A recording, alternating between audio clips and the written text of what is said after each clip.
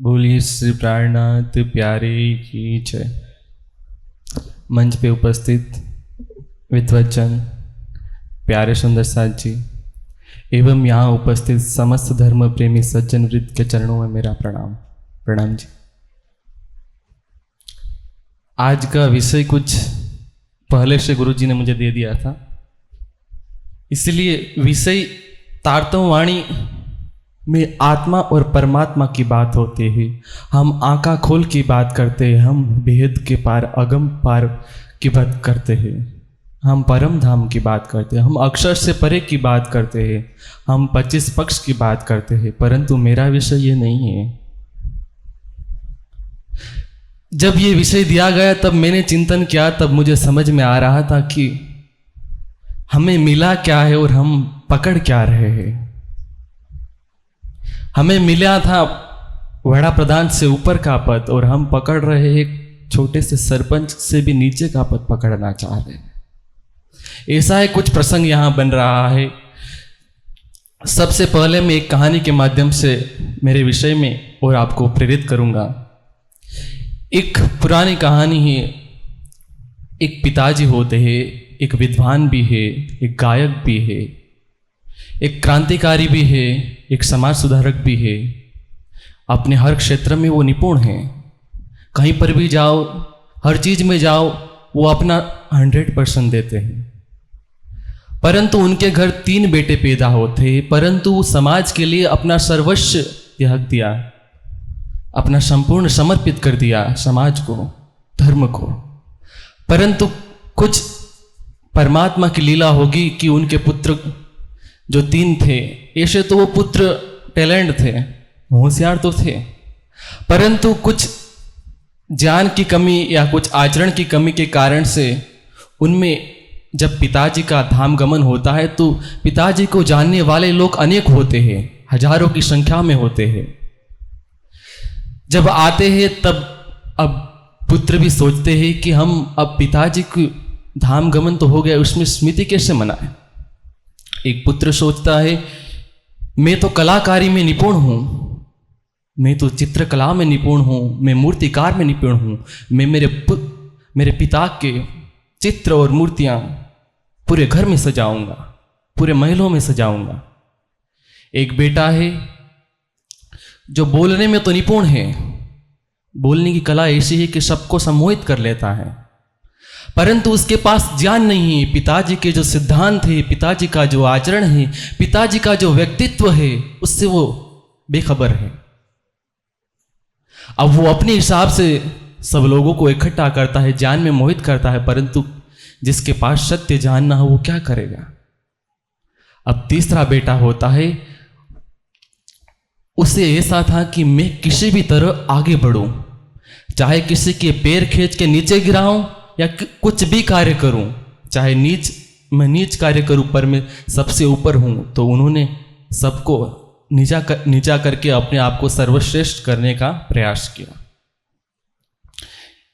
यही उदाहरण भारत देश के इतिहास में, भारत देश जो वर्तमान में खड़ा है वो भोग के आया है। जिन ऋषि मुनियों ने हमें संपत्ति दी थी, वेदों की, उपनिषदों की, दर्शन शास्त्रों की, उनसे आज हमारे समाज हो या और भी कई समाज हो, चाहे हिंदुस्तान के मनुष्य हो, कोई भी अपने आप को नास्तिक कहते हो या आस्तिक कहते हो, या अपने आप को धर्म गुरु कहते हो, या अपने आप को कोई आश्रम के मठाधीश कहते हो, परंतु शायद वे इसी उदाहरण को दोहरा रहे हैं। कोई मूर्ति पूजा, कोई बहुदेवतावाद में पड़े हुए हैं, कोई जातिवाद में नीचे करके अपने आप को सर्वश्रेष्ठ करना चाह रहे हैं, कोई शिक्षा को, गुरुकुलीय शिक्षा पद्धति को लोप करके अपने आप को सर्वश्रेष्ठ करना चाह रहे, परंतु ये भूल रहे कि हमारे पिता के जो सिद्धांत थे उस सिद्धांत हम विपरीत चल रहे हैं। जो पिताजी ने जो क्रांति करी, जो धर्म का बीड़ा उठाया था, आज हम उससे विपरीत चल रहे हैं। यदि हम विपरीत चलेंगे तब हम कुछ नहीं कर पाएंगे। आज इन्हीं 3 कारणों में से आज मुझे एक कारण मिला है, वो है जातिवाद। निजानंद के समाज के मंच से जातिवाद के विषय में बोलना मुझे दुख होता है। क्या करे, बोलना पड़ता है। उस योग्य भी नहीं हूं कि मंच पे जाके कुछ बोल सकूं, परंतु जब सदगुरु का आदेश होता है तो हमारा कार्य होता है कि आंख बंद के बस चलो। हम चलने के लिए तैयार है। जातिवाद निजानंद संप्रदाय को भी नहीं छोड़ा। जिस श्री जी साहेब जी ने बिहारी जी महाराज को आज तक कोई शब्द नहीं कहा था, पर जब बिहारी जी पत्र लिखकर देते हैं कि नीची जाति को, विधवा स्त्री को तारतम नहीं देना है, तब जाके श्री जी ने प्रत्युत्तर में उनको प्रश्न लिखा था कि आप हमारे सिद्धांतों से विरुद्ध चल रहे थे। उस समय टकराव हुआ था पहली बार, नहीं तो आज तक श्री जी झुके थे, विनम्रता। परंतु जब सत्य का लोप हो रहा हो तब झुकना नहीं चाहिए, वो अधर्म है, उसका विरोध करना चाहिए। तो आज हमारे समाज में या किसी भी समाज में जातिवाद क्या है, पहला प्रश्न होता है हमको। जातिवाद शब्दों की व्याख्या करोगे तो हमको कुछ ऐसा ही लगेगा कि जातिवाद क्या है, परंतु एक हमारे अंदर वो हृदय में वो जातिवाद तो घुसा हुआ है। हम माने या ना माने, एक समय ऐसा था कि जातिवाद अपनी पराकाष्ठा पर थी, चाहे वो श्री जी के समय में हो या देवचंद्र जी के समय हो, उस समय पराकाष्ठा पर चल रही थी। उस समय भी हमारे सदगुरु ने विरोध किया था जातिवाद का। उस समय जातिवाद इतना क्रूर था कि नीच व्यक्तियों को स्कूलों में पढ़ाई नहीं जाता था। जब पढ़ाई करने आते तो क्लासरूम से बाहर लात मार के भगाया जाता था। बेचारों को खाने की जगह जो बचा कुचा होता वही खिलाया जाता, और रास्तों में निकलने के लिए उनके पास रात्रि का समय होता था। पानी पीने के लिए दूसरा समय नहीं था। यदि कुएं से पानी नहीं पी सकते थे, यदि किसी गंगा जल को छू ले तो गंगा अपवित्र हो जाती है और उस गंगा को गंगा में नहाना पड़ता है। इस ब्राह्मण जाति ने, कथाकथित ब्राह्मण अपने आप को कहलाते हैं, उन्होंने जातिवाद को उस प्रकार से विरोध किया, चाहे नारी हो चाहे शूद्र हो, उनको ऐसा नीच दिखाया कि आज भारत देश इतनी अवनति,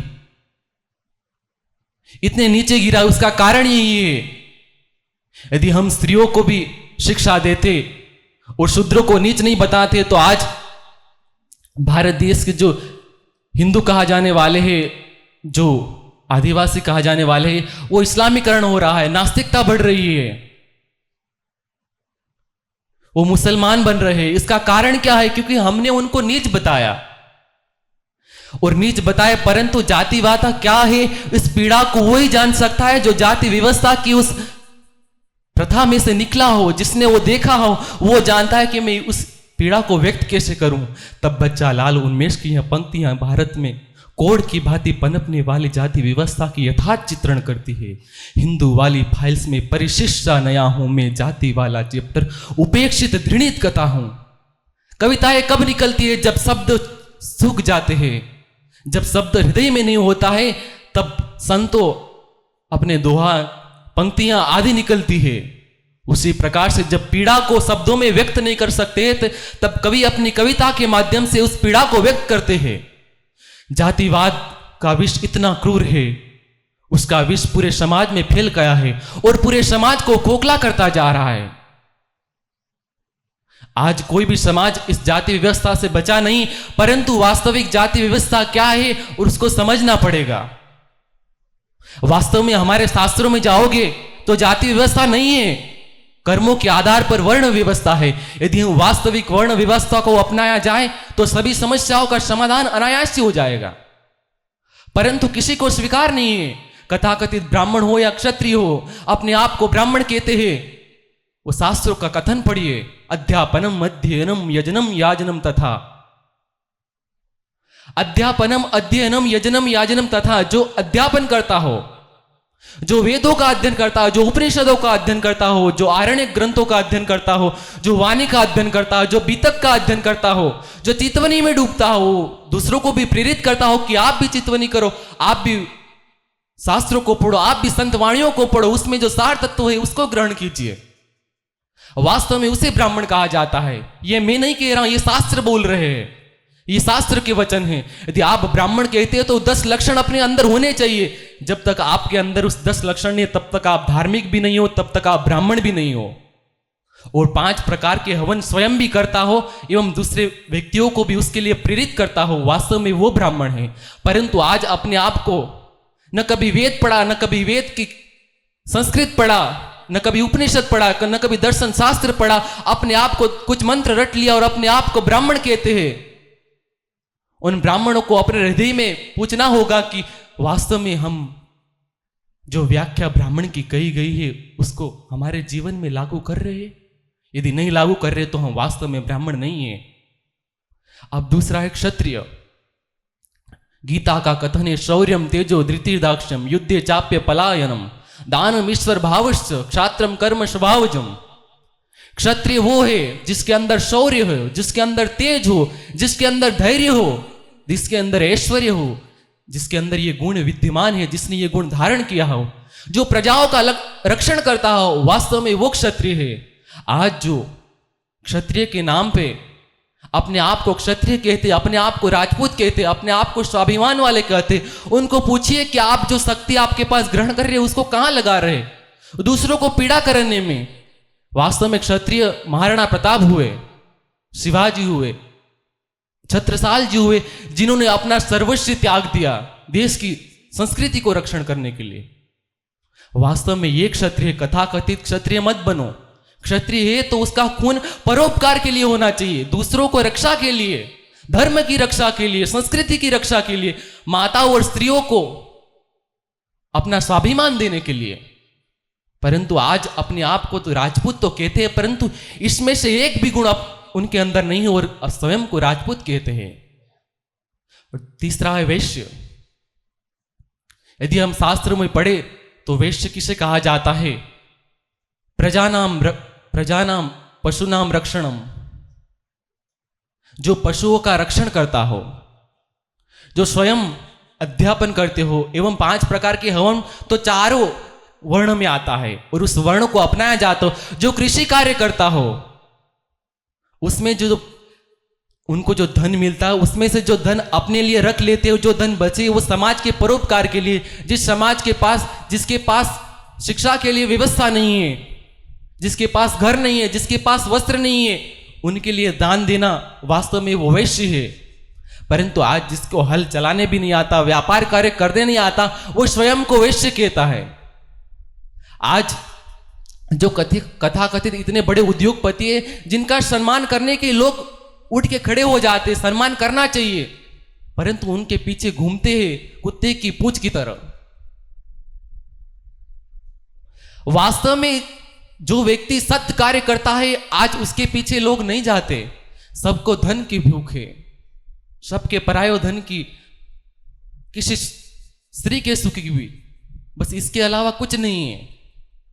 अब हम चौथा शूद्र समझते हैं तो बृहदारण्यक उपनिषद का कथन कहता है शूद्रम वर्णम सृजत पूषणमयं वै।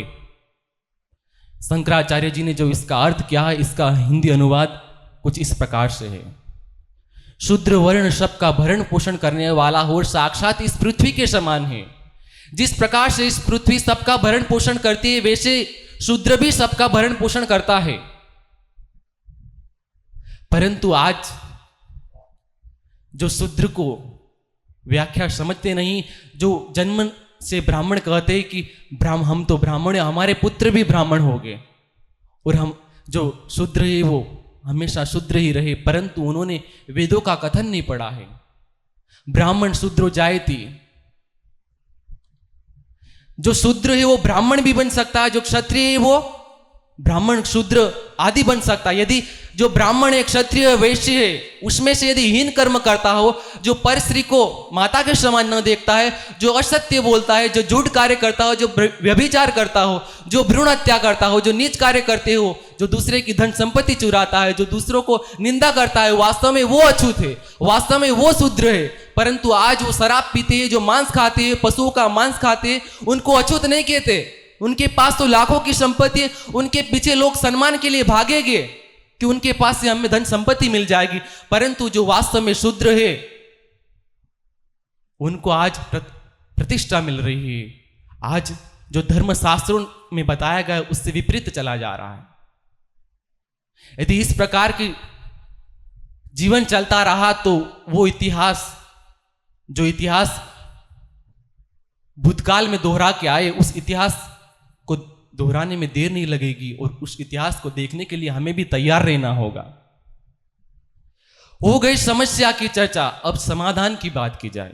जिस तरह से भी हो, अब समाधान करना है कि वास्तव में जाति प्रथा ही, आप मंच पे कह रहे हो हम जाति व्यवस्था को नहीं मानते, परंतु जो लोग कहते हैं कि हम जाति व्यवस्था को नहीं मानते, वो लोग भूल जाते हैं जब शादी करने जाते हो तो अपने कुल की लड़की को ढूंढते हो, अपने कुल के बेटे को ढूंढते हो। कहा जाए कि आप जाति व्यवस्था को नहीं मानते तो कहेंगे कि हमारा समाज और हमारी बिरादरी वाले लोग नहीं मानते, उसके हिसाब से चलना पड़ता है हम। तो आप अपना धार्मिक तत्व, उस जातिवाद को आप नहीं मानते तो वो कहां गया आप? निजानंद भी, समाज भी इससे अछूत नहीं रहा है। आप देखो, वाणी में कहा जाता है छोड़ गुमान सब मिल सी, जो देखत हो जहां जात पात ना भात को, एक खान पान एक गान। क्यों कहा गया श्री जी को? क्योंकि आने वाले समाज में और उस समय जातिवाद का विरोध चल रहा था। आज अपने आप को ब्रह्म आत्मा कहते हैं, अपने आप को ब्रह्म सृष्टि कहते, अपने आप को अर्धांगिनी कहते, अर्जी में गाते तुम दुल्हा में दुल्हनी और न जानू बात, तुम दुल्हा में दुल्हनी और न जानू बात। ये कहने वाले हम सभी सुंदर साथ, परंतु आज राज्य को बांटा कहां है? जातिवादी में। आज कहीं एक बार गुरुजी के साथ जाने का मौका मिला तो वहां जाके पूछा कि आपकी जाति क्या है? सुंदर साथ ने पूछा। कहीं जाने का मौका मिला, दूसरी जगह पे भी यही सवाल आया था कि आपकी जाति क्या है? स्वयं को ब्रह्म सृष्टि कहते हैं कि आत्म तो सौनी एकज से जुजवा तो दीजे दे।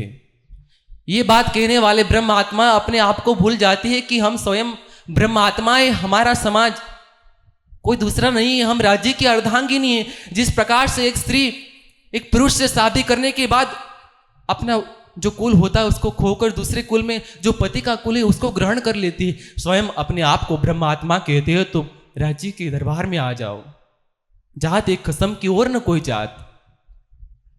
परंतु दुख यही होता है कि राज्य को बांटा मंदिरों में, राज्य को बांटा जातिवादी में, राज्य को बांटा गांवों में, राज्य को बांटा महलों में, राज्य को बांटा वाणी से। हर समाज कहीं पर भी जाओ, एक मंदिर वो उनका मंदिर है, ये हमारा मंदिर है, हम वहां सुनने नहीं आ सकते, वो इधर सुनने नहीं आ सकते। स्वयं को राज्य की अर्धांगिनी कहने वाले हम ब्रह्म आत्माएं विचार करना होगा कि राज्य देख रहे होगे कि मैंने ब्रह्म आत्माओं के किस कार्य के लिए भेजा, आज कर क्या रही है। जिस वेद कहते समगशध्वम संवदध्वम समो मनाशी जानताम, हम समस्त वेरभाव विरोध घृणा को त्याग कर एकत्र होकर चले, सबका विचार सबका मन एक हो जाए। वेदों की वाणी ये कहती है, यदि वेद के विद्वान ये कहते हैं, वेद को जो आचरण करने वाले ये कहते हैं, गौतम बुद्ध को देखिए, स्वास्तिक नामक एक अछूत होता है जो अपने मुंह से पानी पीता है, उसी बर्तन से गौतम बुद्ध भी पानी पीते हैं। हम गौतम बुद्ध को निराकार का एक जीव मानते हैं, एक संसार का जीव मानते हैं, परंतु अपने आप को ब्रह्म सृष्टि कहते हैं हम। तो हमें विचार करना होगा कि हमारी रहनी क्या महावीर स्वामी से ऊपर है? जब महावीर स्वामी जी ने त्याग किया था तब एक हरिकेश नामक एक शूद्र आता है उनके सामने और उनको वो गले लगा लेते हैं। ये संसार के जो विशिष्ट व्यक्ति हो गए उनकी रहनी है। यदि आप भी अपने आप को ब्रह्मात्मा कहते हो, अपने आप को ब्रह्म सृष्टि कहते हो, तो आपका आचरण इस प्रकार के होना चाहिए। हम देवी देवता की निंदा करते हैं कि निंदा तो नहीं करते पर अपनी चरण रज मानते हैं, चौपाइयों में भी बोलते हैं, परंतु विचार करना होगा कि जिन देवी देवताओं का रहनी ऐसी है, जिन देवी देवताओं का व्यक्तित्व ऐसा है, जिन्होंने अपना समय ध्यान में बिताया, ये चौपाई कहने का अधिकार मेरे सदगुरु को है, मेरे श्री जी को है, जिन्होंने एक एक पल अपने लिए नहीं समाज के लिए, चाहे वो चलना पड़ा हो, धूप हो, वर्षा हो, शीत हो, किसी में भेदभाव नहीं किया।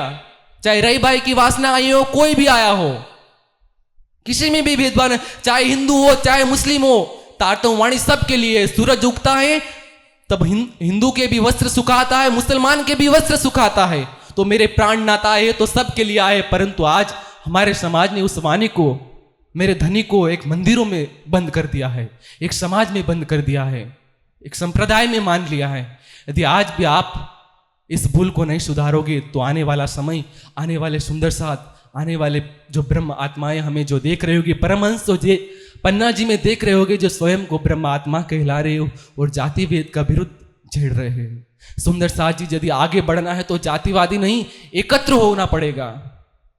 12 मोमिन में से जो कोई अकेले जाते हैं तो ये कार्य नहीं कर पाते, परंतु 12 मोमिनों का संगठन, दिमाग बंद कर दिया, हृदय से सोचा, श्री जी ने जो कहा वही करेंगे। लालदास जी के अंदर देखो तो लालदास जी के अंदर चारों वर्ण व्यवस्था विद्यमान है। जब चितवनी करते हैं तब वो ब्राह्मण बन जाते हैं, जब सेवा कार्य करते हैं तब वो शूद्र बन जाते हैं, जब औरंगजेब को संदेश देने जाते हैं तब क्षत्रिय बन जाते हैं, क्योंकि देश की रक्षा करने जा रहे हैं। जब 36 कारखानों संभालते हैं तब वैश्य बन जाते हैं। कुछ वर्ण व्यवस्था नहीं, ये हमारे अंदर विद्यमान है। जब मैं जिस स्कूल में पढ़ रहा था उस स्कूल में 4 से 5 क्लास थे। उस स्कूल में हिसाब से आपका जो मार्क हिसाब होगा, यदि आप 90 से ऊपर आए तो अब A क्लास में रखा जाएगा, उसके बाद 80 वाले को B क्लास, C क्लास, इस प्रकार से था। परंतु उसमें कुछ गलत नहीं था। जिस व्यक्तित्व को पढ़ने की सामर्थ्य 90 क्लास के ऊपर है तो उसको इस हिसाब से पढ़ाया जाएगा, जब 80 वाले को उस हिसाब से पढ़ाया जाएगा। जैसे यहां पर पिन विद्यमान है, ये पिन है, यहां पर उसका मूल्य अलग है। यदि आप अपनी जेब में रखोगे तो उसका मूल्य अलग है।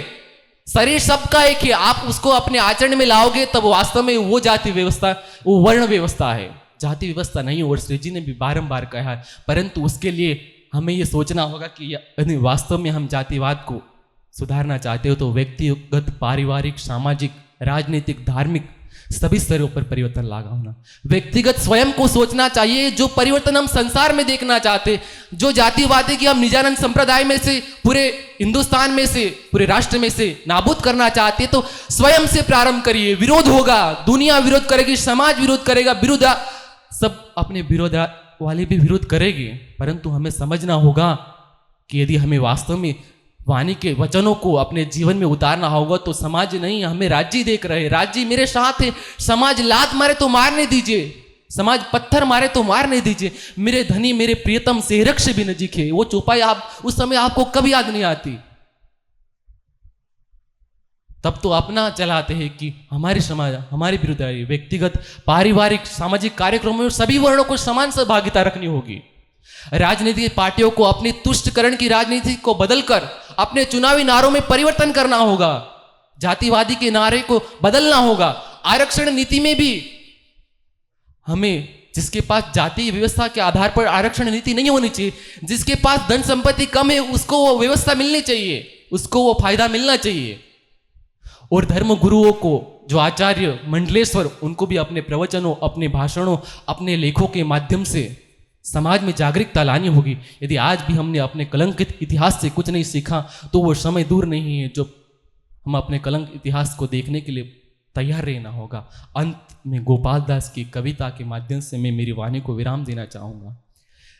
हे बहुत अंधियारा, हे बहुत अंधियारा, अब सूरज निकलना चाहिए। हाय बहुत अंधियारा, अब सूरज निकलना चाहिए।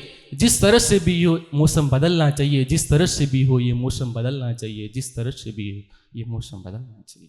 बोलिए श्री प्राणनाथ प्यारे।